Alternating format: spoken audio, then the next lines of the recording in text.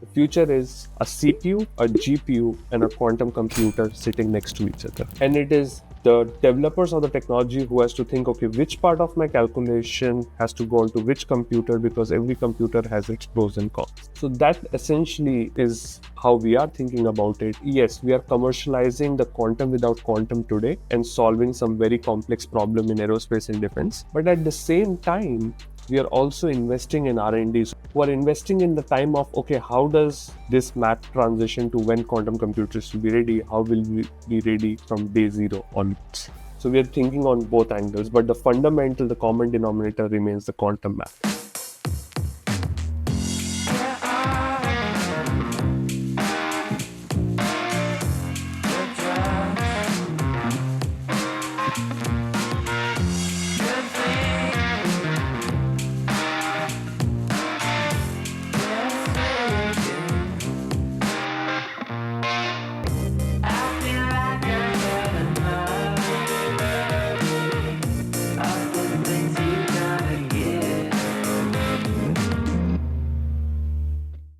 Abhishek, welcome to Tech Scenes. Thank you so much, Jeff, for having me. This is great to have this talk, and I've been waiting for it, so I'm glad it's here. So let's start from the top. Tell me about BQP. BQP, we are a dual-use startup in modeling simulation, which is accelerating modeling simulation with quantum computing, but without quantum computers today. And also at the same time getting ready for when quantum computers become industrial scale. We are based out of upstate New York and started by 3 of the co-founders, including myself. And the company is rapidly growing and disrupting the space. Yeah, tell me about modeling if people don't know. I mean, your background has been research, aerospace, or modeling happens often and a lot. Mm-hmm. But for the people that are not in that space, tell us what modeling is. Yeah, so basically I give this example. Let's say you're in a shower, you hold the shampoo bottle, and let's say you don't like, how it holds. It slips out of your hand or something like that. The people who will basically design that shampoo bottle, the engineers will be utilizing a tool to think about the structure, how does the fluid gets out of, and all of those kind of things. That tool is the same tool that it is utilized by aerospace engineers, automotive engineers, even in weather prediction. So weather scientists all utilize that. Even to the point AI, what it's doing at a fundamental level is modeling and simulation. So that's basically what it is. When you can replace something which is physical for either testing and trying before you get into the physical experimentation, that's what modeling and simulation is. Effectively, if you do modeling correct and have the ability to do modeling, you can save a lot of money without building these things ahead of time and finding out they don't work. Is that kind of the high level? You have hit on the ultimate point of what modeling and simulation is, and that brings up the point of digital twin. But you are 100% right on that. Okay. And what are you guys doing that's a little bit different than what's been done in the past? Because there has been modeling done in the past, right? Mm-hmm. So I'll go a little bit and introduce from my personal anecdote of what this is, essentially what we're doing. I'm an aerospace engineer and a computational scientist by trade. So I developed these large-scale modeling simulation during my graduate school on Fortran 77 and C, believe it or not. These are ancient languages, ancient frameworks. But I still utilize that during my graduate, which was 8 years ago.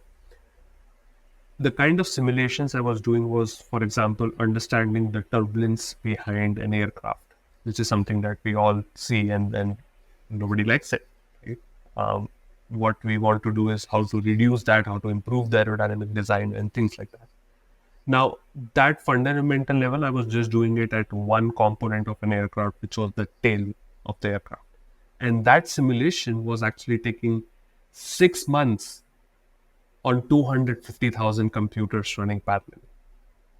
Wow. That's the kind of complexity we are talking about. But mind you, we actually, as engineers, have to perform 10,000 simulation for each component. So I'm talking about one component taking 6 months does not make sense of how we can perform those 10,000 simulation and then basically have millions of components. So the math doesn't, Doesn't add up. add up, and it's prohibitive. Right. So what currently happens is we reduce the complexity of it, we simplify it by making assumptions. And we still cannot perform 10,000, so we maybe perform 100 and choose the best of the 100 and go forward. But the component fails during the testing phase, so you have to come back all the way to the start. And here is where I say the engineering world is now not progressing. We are truly halted because of this bottleneck. I tried to solve this problem. My first attempt was with Oak Ridge National Lab and NVIDIA through their program they conduct on GPU computing. So I tried to bring these old paradigms onto modern computing with the hope that this will accelerate. I even got the opportunity to run on one of the largest supercomputer. While we successfully ported the code to the new system, we got suboptimal performance improvement at best. And the reason for that is because the math that goes behind these tools are outdated. They actually haven't changed in past 40 years. So the first codes and the first math was written in 1980s, 1970s for the systems that we had back then, which is primarily CPU, I would say.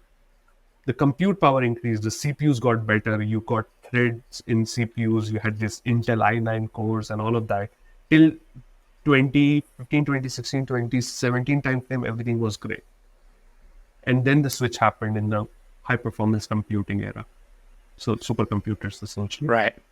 Where the supercomputers started to switch from CPUs to more GPU power. That's what we see right now in the GPU computing for AI and everything else. But all of that, what it meant, that all that old code and old math is not compatible with the new computing. And now you're talking about the next generation of computing, quantum computing, which is still a little bit few years away, but our math is stuck in 1980s. Right. And that's why we started this with my co-founders, where what we are doing is we are basically modernizing the math. We are bringing math from quantum information science. So whenever think of quantum, people think of quantum computers. Right. But there's a whole field which preceded quantum computing, which is quantum information science, where the math was laid out. So we are utilizing that math on today's hardware, also getting ready for the hardware that is about to come. And the way basically this works is we say AI runs better on GPUs, but does not mean it cannot run on CPUs. Same way, the quantum math runs better on a quantum computer doesn't mean that it cannot run on existing hardware. And that's essentially what the differentiation we are creating in the modeling simulation world with. Yeah. So you're using quantum without quantum computers right now. Exactly. What has changed in the industry that allows you to do what you guys are doing right now that maybe didn't allow you to do this in the past, which kind of brings the opportunity to the forefront? I think we are very focused on the problem itself, or slow and expensive simulations and modeling. And the fundamental opportunity or this bottleneck created, as I mentioned in my last answer, where we transitioned from these CPUs to GPUs. Till then, we didn't have deep. So I'm really talking about 2018, 2019 timeframe. Right. And then it was really that similar time when quantum computing started to come about. And every time you had any news or breakthroughs, whether it's Google's, the IBM's on this world, they always made it towards quantum hardware. So automatically, everybody in the world thinks, or people who at least, are an outsider in this field, even some insiders think of quantum as quantum computers. Right. And because of the problem being a modern problem, the solution being a very much state of the art, which is also relatively unknown, it created this beautiful space and niche for BQP to come in, where we didn't say that, oh, we can solve every problem in the world with quantum, whether it is cybersecurity, whether it is biotech, it is chemistry. No, we were driven by the problem of modeling and simulation. We start with that. The quantum is the how part, which we figured out. And then came the quantum inspired, which is quantum without quantum, as we like to call it. Right, right. And where do you guys see your product kind of meshing as you have the ability to actually use quantum computers? The quantum math remains the same. Where you're running that math and how complex that math is basically is the transition. So one of the other myth I would like to break this that exists is the future is quantum. The future is not just quantum. The future is a CPU, a GPU, and a quantum computer sitting next to each other. And it is the developers of the technology who has to think, okay, which part of my calculation has to go onto which computer, because every computer has its pros and cons. So that essentially is how we are thinking about it. And there's a transition period. So yes, we are commercializing the quantum without quantum today and solving some very complex problem in aerospace and defense. But at the same time, we are also investing in R&D. So we have a strong R&D functions. We have some top scientists, both in high performance computing, in quantum computing, modeling and simulation application like fluid dynamics, even machine learning for that matter, who are investing in the time of, okay, how does this math transition to when quantum computers will be ready? How will we be ready from day zero onwards? So we are thinking on both angles, but the fundamental, the common denominator remains the quantum math. Yep. That's really interesting. Can you give me an example of like a client using it and the impact that you're seeing with customers? Yeah, absolutely. So we have one of the largest aerospace manufacturers who did a proof of concept, which I'll love to give example for. It goes back to the fundamental point I was mentioning, that in today's era, you would like to perform 10,000 design simulation for each component, but you just prohibit it. So you do 100, you choose the best, go to the assembly phase where all the components come together, and go to the testing phase. You reach there about like 8-10 years for an aerospace type of product or an aircraft. So after 10 years, you figure out in the testing that something does not work. You have to go back all the way. So the aircraft they were designing took actually double the time and 5 times the budget finally to get it. So we came in and we did utilize our quantum inspired optimization for optimizing the weight while keeping the structural integrity into place. So we benchmarked with the state of the art tool, and what we achieved was, and this was specifically on one component of the wing, which is a very primary component. It's actually not the body and the like, not on the other. It's the wing that controls 90% of the aircraft. So it's a very important component.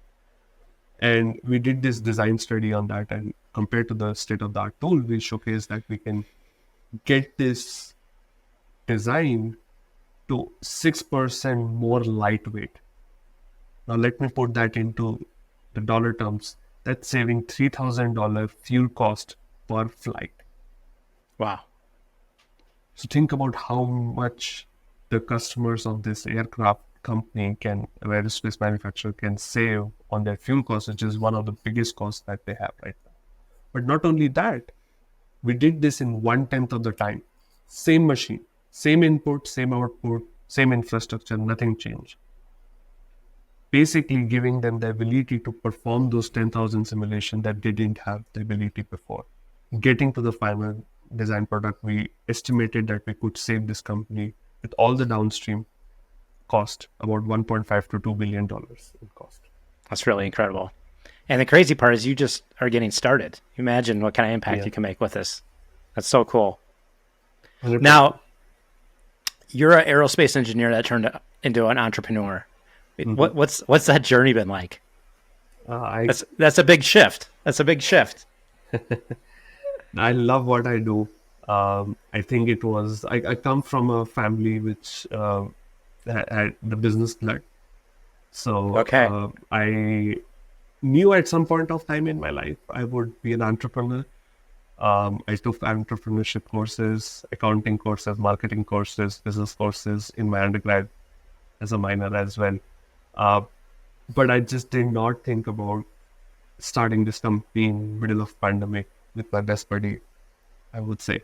Um, and it has been a very rewarding journey in the sense that I was very focused.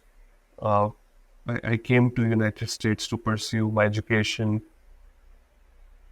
not for the sake of oh, I can get better opportunities or I can get better job. I was very focused on this problem of computational fluid dynamics. It's very near and dear to my heart. My wife doesn't like me saying this, but if it was a person, I would marry it. So I figured my calling actually in my ninth grade that I want to do research on computational fluid dynamics. And that has been a stagnant part of my life or one common part of my life all along. The reason I came because I wanted to pursue research, as I mentioned. So getting into grad school was of importance. Right the day I graduated from Rutgers, the next day I was in my lab at RPI. So I didn't even waste one day. And I was just getting started back then. But then all of a sudden, with the pandemic coming in and it hit everybody differently, for me it was, if life is so uncertain, why should I wait for my PhD to get over? It took a little bit of time. I told my professor that after we got our first pre-seed money, and he said, "You have done a lot of work already. You can graduate with a master's tomorrow." So I just actually graduated in less than 24 hours. If No I way. done my paperwork. Yeah, That's amazing. and so it was meant to be, and I can look back and say that it was worth every day.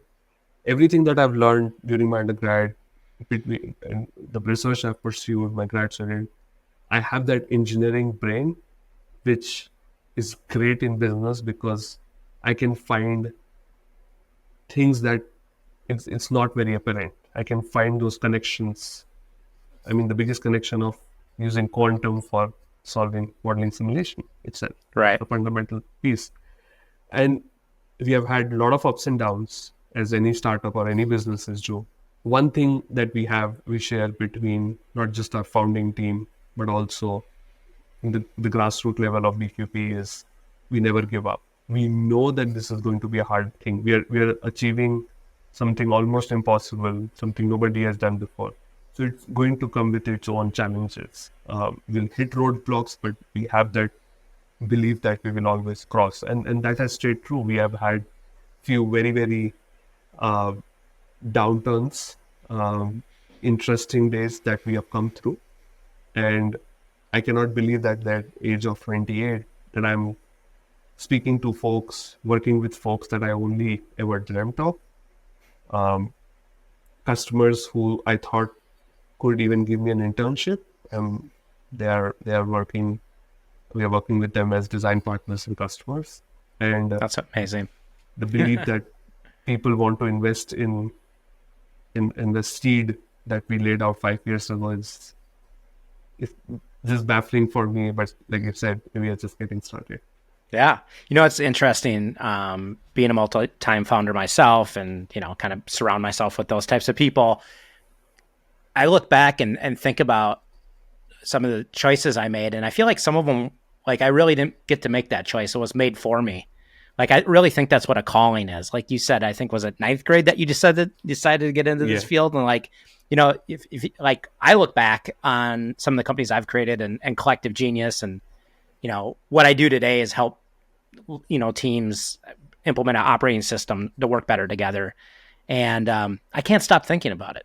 You know what I mean? Like, I can't, like you said, like, if you could marry this, your wife doesn't like that, but there's something about it that, like, just intrigues me. And I'm constantly trying to figure out better ways for companies to work better together. And I specifically like to work with companies doing things that have never been done before, because there's no blueprint for them. Right. And they're really on the cutting edge of, like, moving humanity forward, which is really fascinating to me. And it's all about, like, how can we make these teams work better? But it sounds like you kind of had that same experience where, for whatever reason, this kind of just stuck with you and it just kind of called you. In the work that you're doing now, you said there's been a lot of ups and downs. Has there been like a specific moment that kind of shaped maybe how you lead in your company today? Any sort of big change or something that kind of impacted you that has kind of changed your leadership style? I think I find myself very lucky that these pivotal moments for me came very early on. As I mentioned, my ninth grade, finding my calling for computational fluid dynamics, and this anecdote that I'm going to share was actually probably in the first 3 months of when we started the company. One of our then chairman of the advisory board and now a board member, Mr. Vijay Sethi, who's the ex-CIO of Hero Motocorp, which is the largest two-wheeler company. So he came with lots and lots of experience. Um, and in our first or the second advisory call, he mentioned to us, guys, I know you are scientists, you come from academia, you have been engineers, but remember this, which is you are in the you're doing business now, and a business is in the business of making money. So if you're not making money, then you're in the wrong business. So it cannot be about papers, it cannot be about publication, it cannot be about awards, it cannot be about, you know, things that you would like to do as hobby and you getting to do as, it's all at the end of the day about making money. So that actually has stayed so central to bringing the scientist out of us and putting the entrepreneur in us. I think that was that pivotal moment for us, I would say. Yeah, it's really interesting. Yeah. And making money is all about bringing value. Yeah, you cannot bring money. Nobody will pay you penny just because you look good or you can talk smartly. People pay because they find value in what you are doing. And if you can produce value, people are going to give you a lot of money. And if not, you will be a failed business. 100%. 100%. No, I think that's so true. It's and the one other thing that you had said that kind of hit with me too is this last business that I created. There is one mentor that I had, and one piece of advice that he gave me, it just stuck with me. It's so simple, but he also said, just never give up. Just absolutely never give up. And I kind of have that mantra with the teams that I work with. It's, always keep climbing. Like we're all, especially the companies that are doing things that have never been done before, everything's a bunch of experiments. And some do go well and some don't go well. But if we're measuring them and being smart about them, the ones that don't work, we stop doing. The ones that work, we double down, triple down on them. But in every aspect of the business, it's really obvious within product and trying to find product market fit at first. But this happens in sales, like how we're reaching out, how we're building our sales deck, how we're doing our discovery. This happens in marketing, what's resonating with people, what's not resonating with people. But to me, that's really about like never giving up, and that we're always like trying to understand what's working, which to me, kind of bringing it full circle with you is I think running a business is the scientific method. I really think it is. From day one, you're trying to discover things, and anything that you're growing, you're experimenting and trying to figure things out, which is the scientific method. And it's kind of easy when you have one team. It gets complicated once you get just above 20, and then the CEO feels like they are the system versus having a system, right? And I think once you're a team of teams that are experimenting, now we need communication loops and we need, ways to like make sure that we're all focused on the right things. We're all going in the same direction. But I'm curious, from your science brain, your engineering brain, how do you look at the business? Do you look at it as building kind of the engine within the engine as well? I do. I like to give the analogy of building block. It's so fascinating again, I mean, it's easier to say it right now when I take a step back.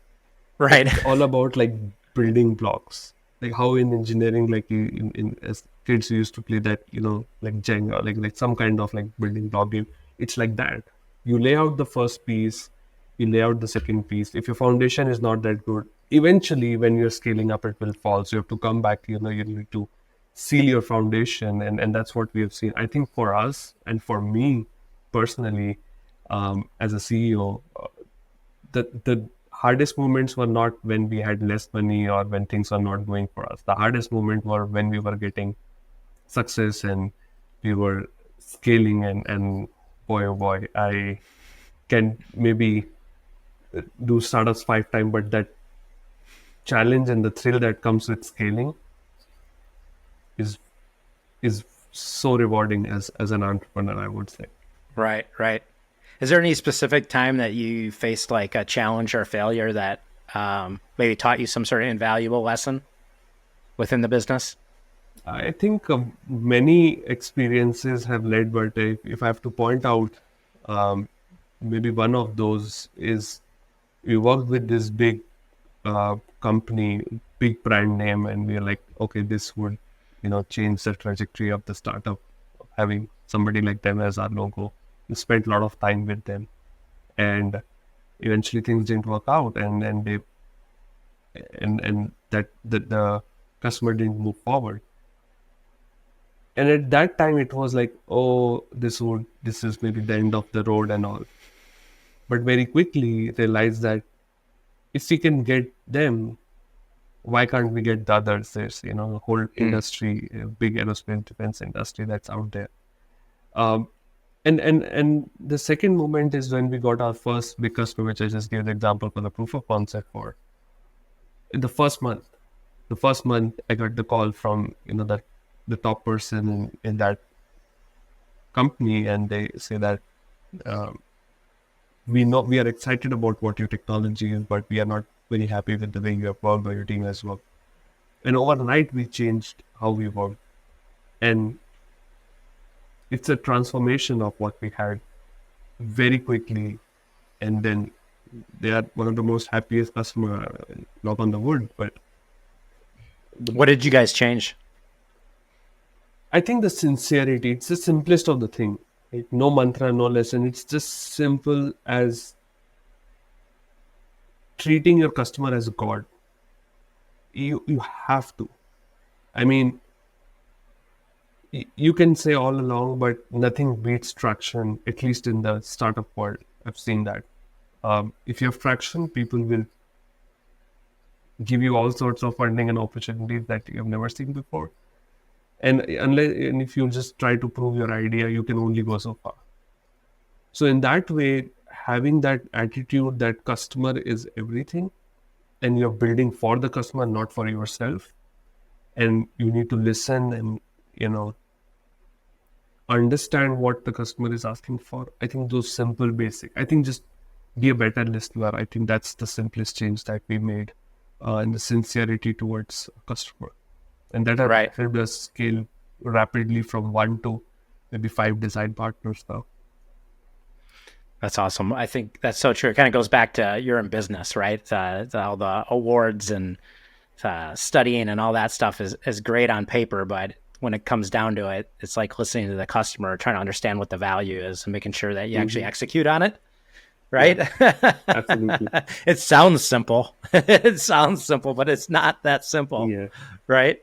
Has there been times can you think of times or moments where you personally had doubt and uncertainty, and what keeps you pushing forward, and how do you keep your team inspired and resilience in the team pushing forward?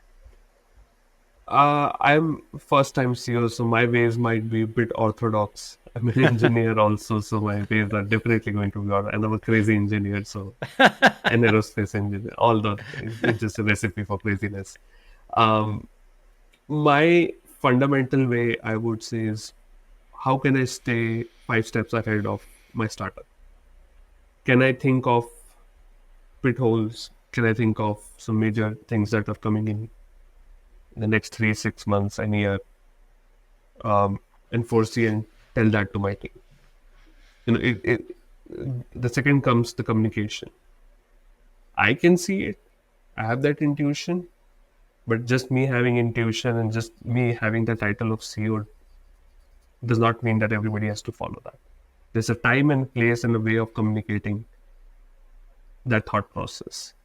I think what I have seen as personally, like how to grow, is I cannot be the boss of say that I'm the boss if I say and what I want to do is how people should do it.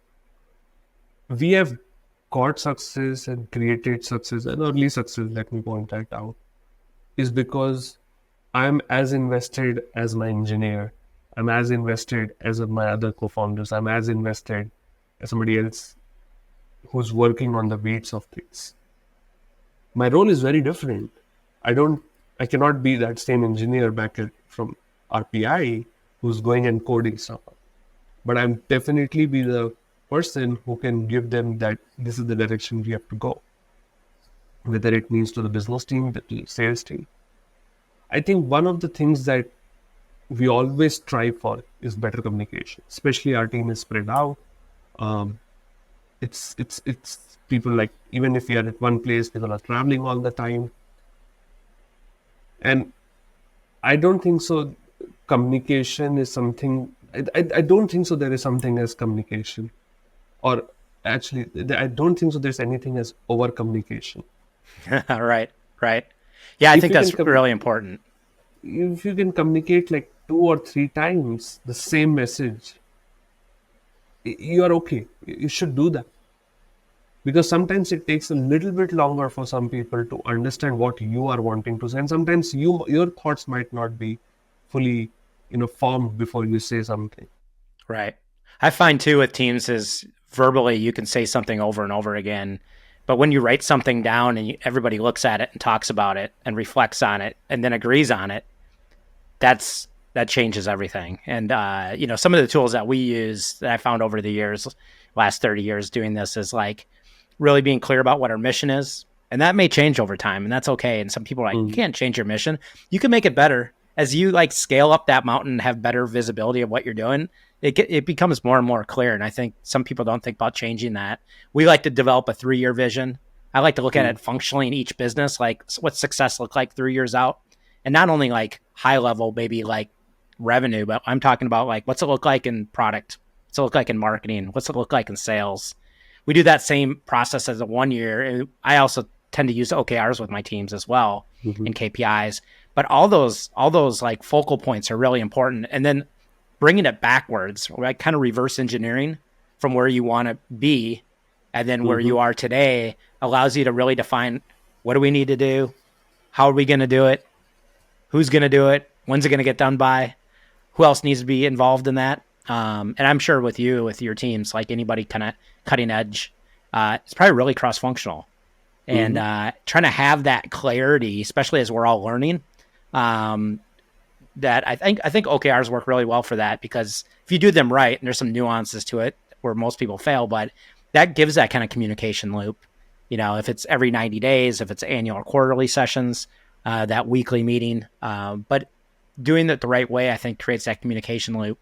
And I think the companies that don't have that, like you said, it's really hard, right? Like I think most of them are probably going in 15 different directions and they don't even realize it. And you can't over communicate. You just can't over communicate. And maybe I'm a bit of an engineer also, but I see that's how you engineer the organization, right? Like, how do we engineer the communication, right? How do we engineer alignment? How do we engineer moving forward together? I think is really important. You said you always kind of knew you'd be an entrepreneur. You were taking classes in school. I did the same thing. I actually studied entrepreneurship and finance. They contradicted each other, which was really funny. I'd be in these finance classes and they're like, it's about the balance sheet. And I'd go over to the entrepreneur class and it's like, it's all about cash flow. That's the most important thing. Right.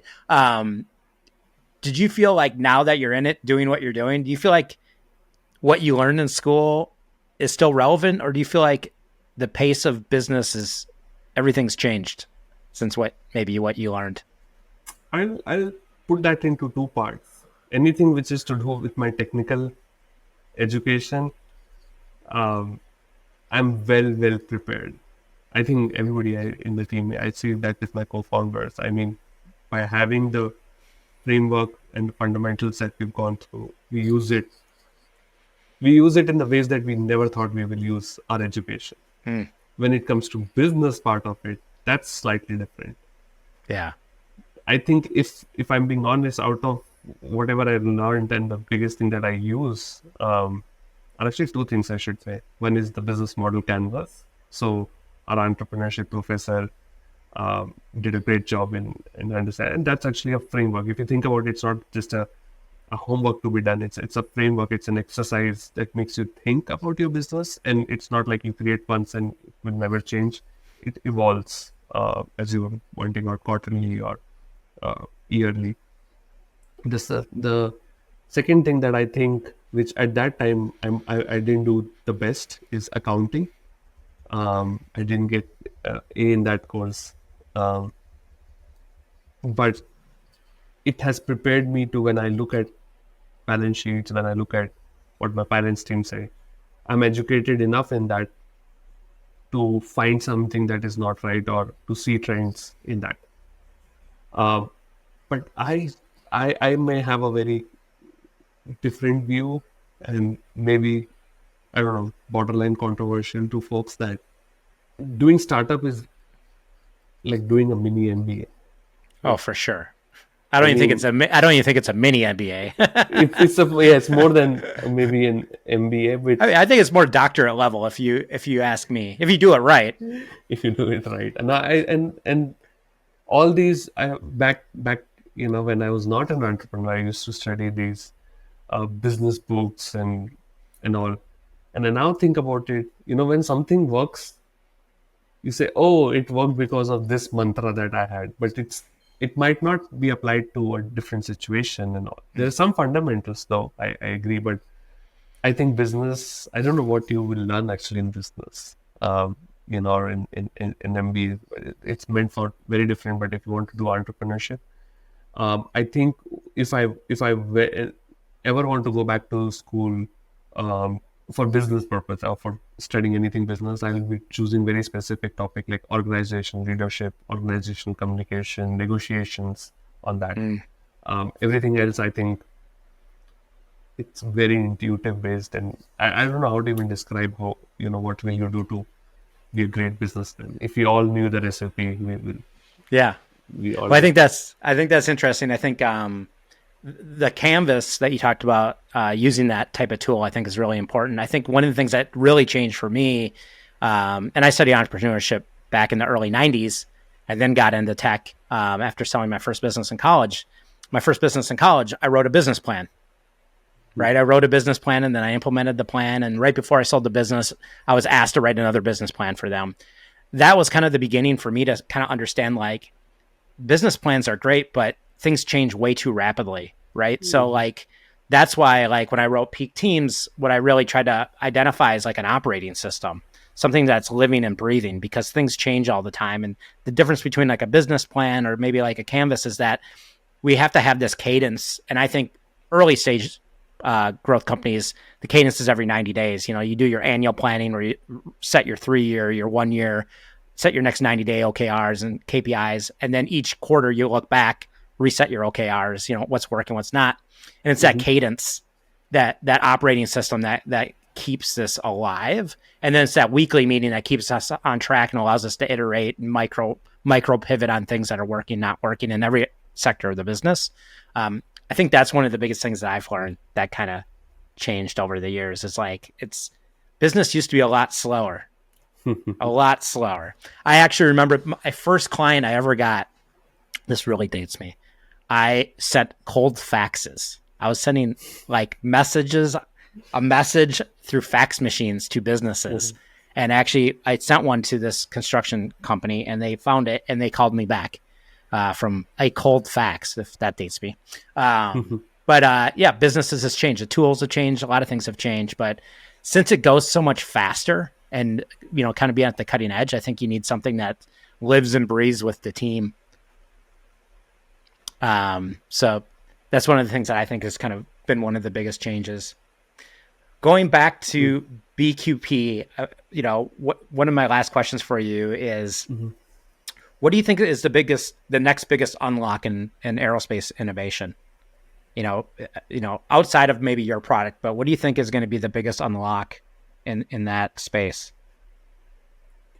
I would say digital twin.